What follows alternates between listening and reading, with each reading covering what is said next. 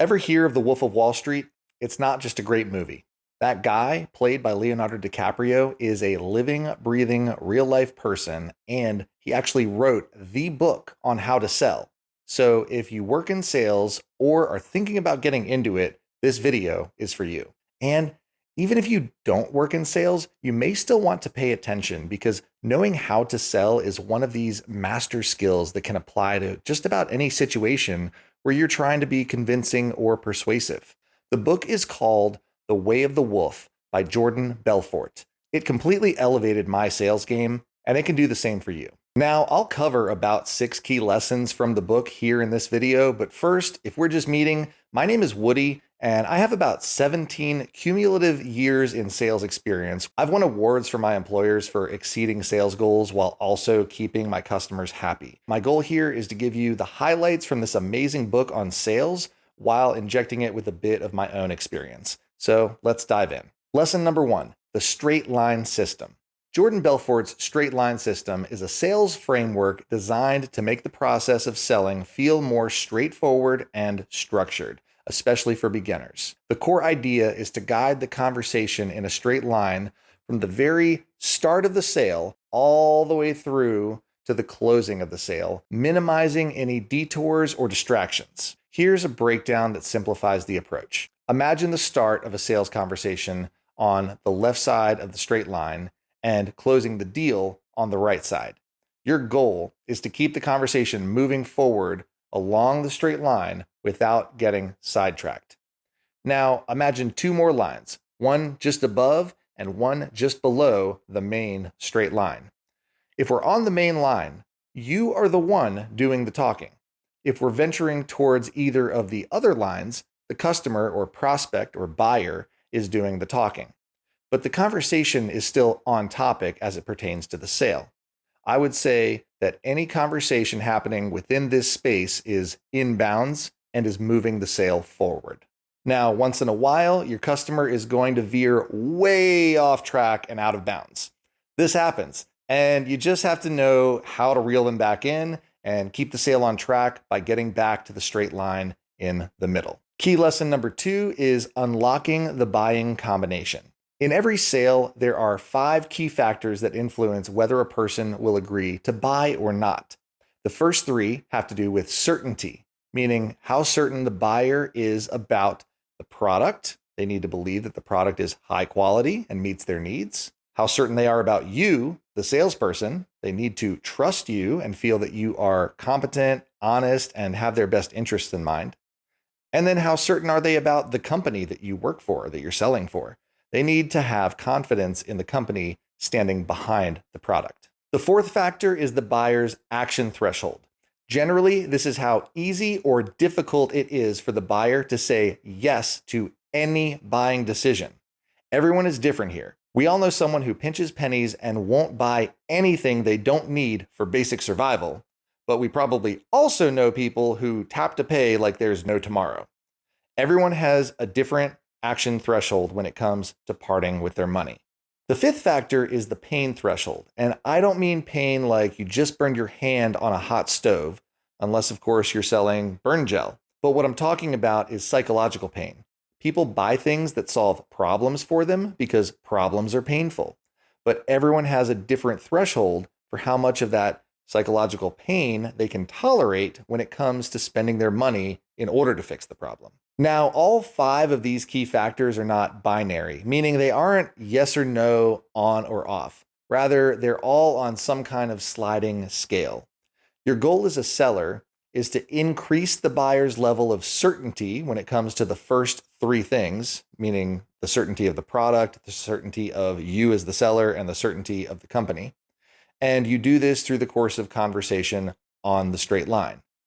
You may also be able to lower someone's action threshold by emphasizing how easy the buying process is and by offering some type of money back guarantee. And you may be able to raise the level of perceived pain simply by bringing it into the conversation. You can ask the buyer questions like, how has this problem affected you thus far? And what do you think things might be like if the problem continues into the future? Your buyer may have suppressed some of these thoughts because they didn't know how to solve their problem before and they were just going to live with the pain. Asking the right questions can help bring clarity to your buyer as they consider the past and future consequences of their problem.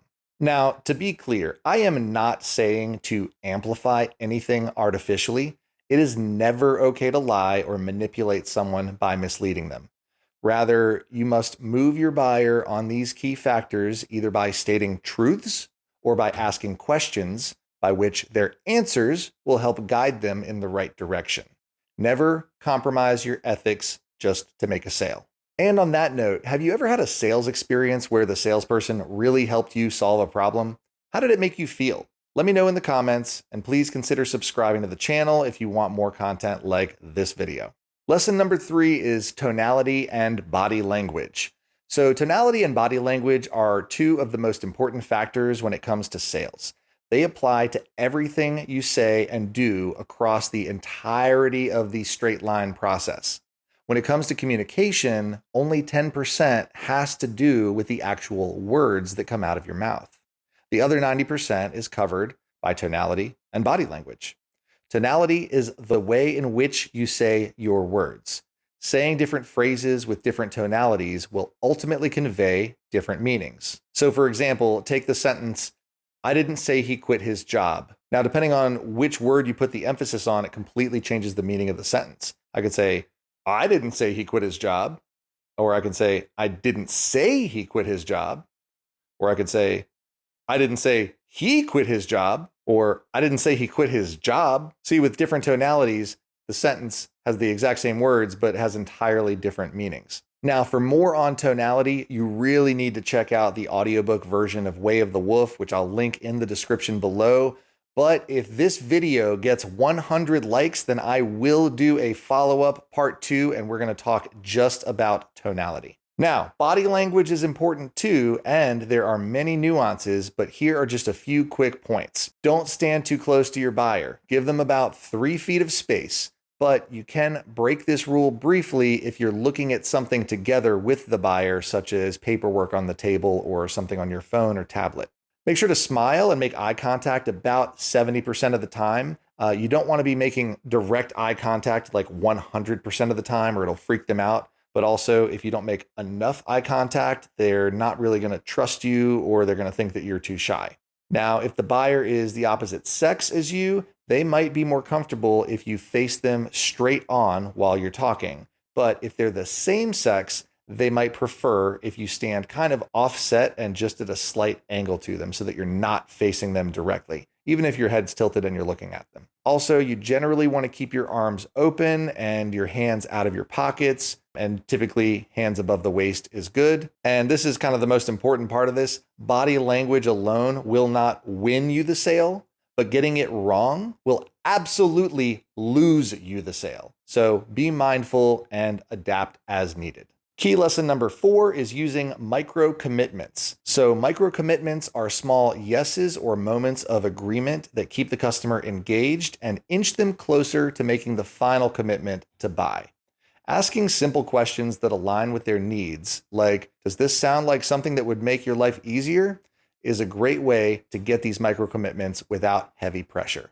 Key lesson number 5 is handling objections and reassuring. In the book, Jordan Belfort suggests that objections are just expressions of uncertainty. In his system, objections are addressed by reinforcing the 3 core beliefs. That is, that there is certainty in the product, certainty in you, and certainty in the company. If they have doubts about the product, you reinforce why it meets their needs. If they're unsure about you, build trust by showing empathy and expertise. And if they're unsure about the company, provide examples of its reliability and integrity. Key lesson number 6, closing with confidence. The final step is asking for the sale directly, confidently, and naturally. In the straight line system, a confident close isn't pushy. It's the culmination of the trust and interest you've built along the line. In short, the straight line system is about creating a clear path from start to close, establishing trust and belief in what you're selling, controlling the conversation with confidence, and guiding the customer smoothly through the sales process. Now, if you got value out of this video, please share it with a friend and go ahead and click on this video right here for more like this one. Thanks for watching.